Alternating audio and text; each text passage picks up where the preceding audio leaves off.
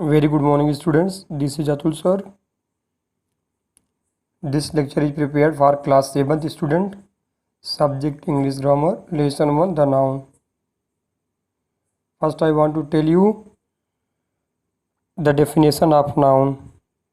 A noun is the name of a person, place or thing. किसी व्यक्ति, वस्तु अथवा स्थान के नाम को संज्ञा कहते हैं। जो किसी व्यक्ति का नाम होगा वह संज्ञा होगा, किसी वस्तु का नाम होगा वह संज्ञा होगा, किसी स्थान का नाम होगा वह संज्ञा होगा। जैसे आप एग्जाम्पल के तौर पे देख सकते हैं, पर्सन में Mukesh, Dinesh, Rahul, Soni, Moni. Place Kolkata, Delhi, Mumbai, Chennai, Jaunpur, Kanpur, Sultanpur. Thing pen, book, paper, etc. Then comes another topic, kinds of noun. As you know that there are 5 kinds of noun. First, proper noun, व्यक्तिवाचक संज्ञा. Second, common noun, जातिवाचक संज्ञा. Third, collective noun, समूहवाचक संज्ञा. Fourth, material noun, द्रव्यवाचक या पदार्थवाचक संज्ञा. Fifth, abstract noun, भाववाचक संज्ञा. Once again I want to tell you the kinds of noun. There are 5 kinds of noun. Proper noun, व्यक्तिवाचक संज्ञा. Common noun, जातिवाचक संज्ञा. Collective noun, समूहवाचक संज्ञा. Material noun, पदार्थ या द्रव्यवाचक संज्ञा. Abstract noun, भाववाचक संज्ञा. First, I want to tell you the definition of proper noun.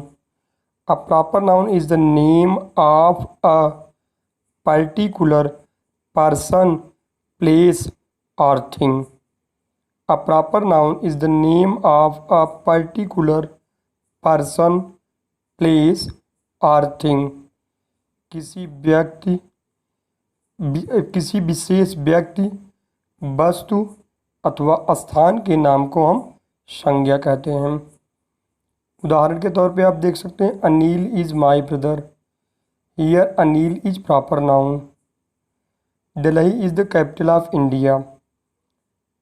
Delhi और India, Delhi जो है स्थान का नाम है और इंडिया जो है देश का नाम है। दिल्ली जो है भारत की राजधानी है। हियर दिल्ली और India both are proper noun. यहाँ पे दिल्ली और भारत दोनों व्यक्तिवाचक संज्ञा के उदाहरण हैं। The Gita is a sacred book. यहाँ पर जो द गीता है यह जो है व्यक्तिवाचक संज्ञा का उदाहरण है। और आप उपरोक्त तीनों उदाहरण में देख सकते हैं कि अनिल का पहला अक्षर ए, दिल्ली का पहला अक्षर डी और गीता का पहला अक्षर जी कैपिटल लेटर में लिखा गया है। तो व्यक्तिवाचक संज्ञा का पहला अक्षर जो है हमेशा कैपिटल लेटर में लिखते हैं। The first letter of proper noun is written in capital letter. Second, common noun. A common noun is the name common to every person और थिंग. जातिवाचक संज्ञा उस संज्ञा को कहते हैं या उस नाम को कहते हैं जो सब व्यक्तियों के लिए समान होता है, जिससे एक प्रकार की सभी जातियों का बोध हो जाता है।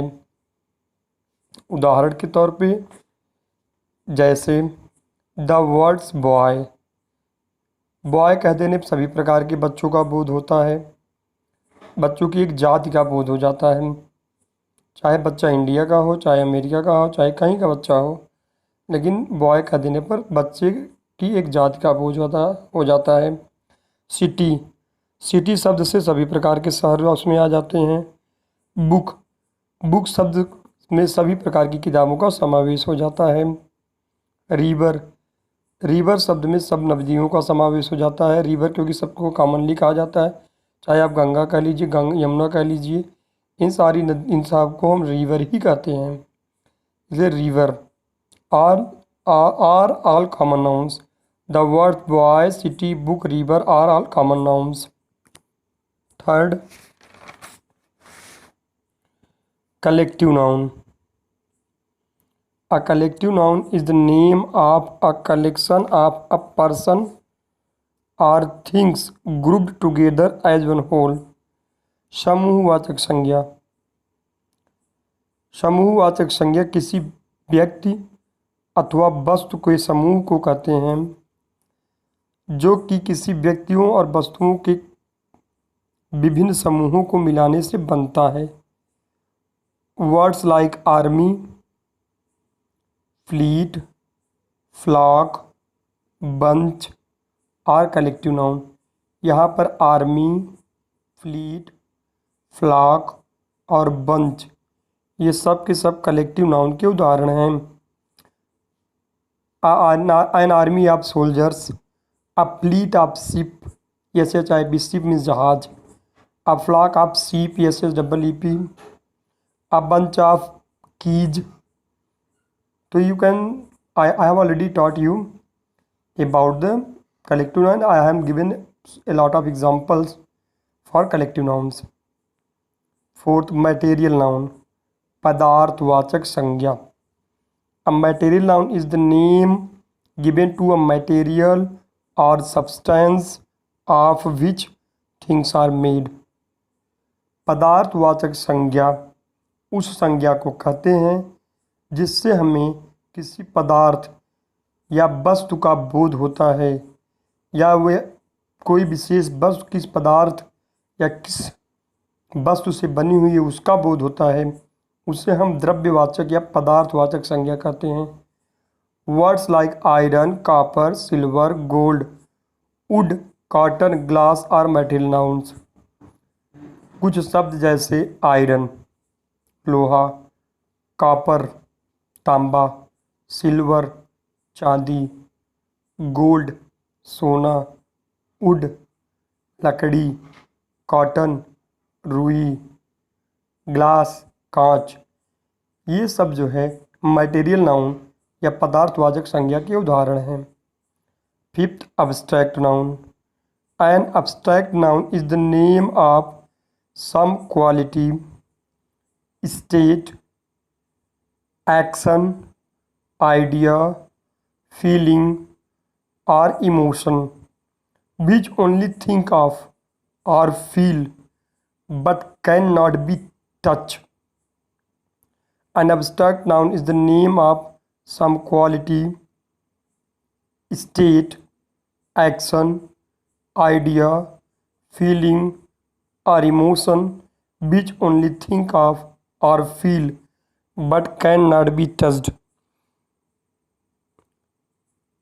भाववाचक संज्ञा उस संज्ञा को कहते हैं जिसमें किसी वस्तु का गुण, उसकी स्थिति, दशा, विचार, भावनाएं आदि आती हैं जिनके बारे में केवल सोचा जा सकता है या महसूस किया जा सकता है परंतु उनको स्पर्श नहीं किया जा सकता है।